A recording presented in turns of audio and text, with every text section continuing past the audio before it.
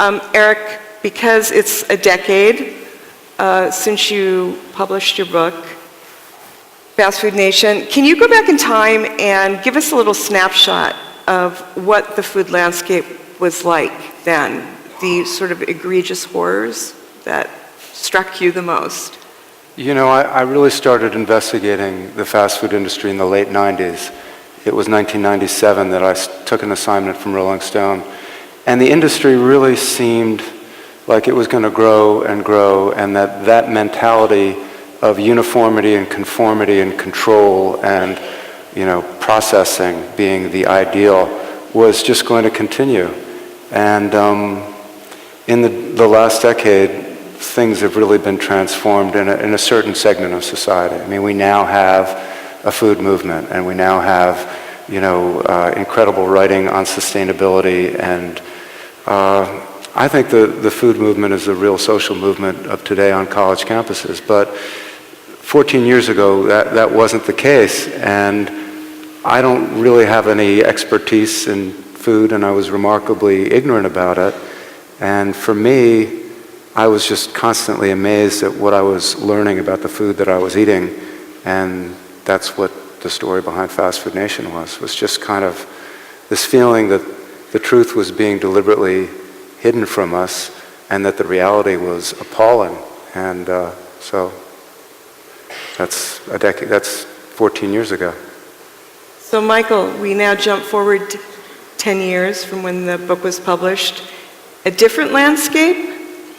Just speaking from the point of view of food itself, not necessarily the movement yet, the way it's produced. No, amazing things have not changed, and we shouldn't, you know, exaggerate how much has actually been achieved in the industrial food system. But now we have another food system. I mean, I think what we have are two different food systems, and that's an encouraging thing, but also troubling because, you know, one of them is less accessible than the other. But I mean, there have been some small reforms, I think, since Fast Food Nation. You know, you've had McDonald's has made their slaughter practices somewhat more humane than they were. And what else? Do you think of anything else? Well, wait. They have apple slices that you can dip in caramel. Oh, yeah. And they figured out how to make a salad that actually has more calories than a Big Mac. That's right. That's an impressive achievement really impressive, of food yeah. science. It's not easy to cram that many calories, and as a cook, you know this, into a salad. I do think that what we have now, which we didn't have 14 years ago, is we have essentially two food systems.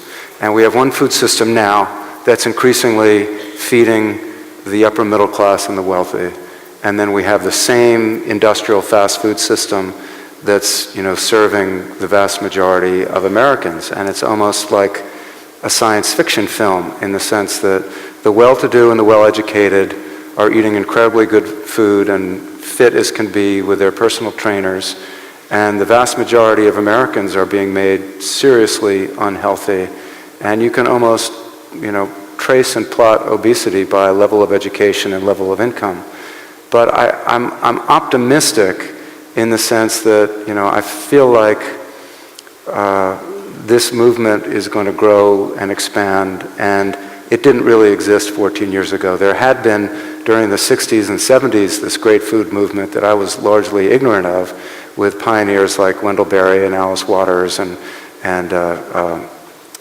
yet, you know, by the 90s, it seemed to have fallen out of the mass consciousness.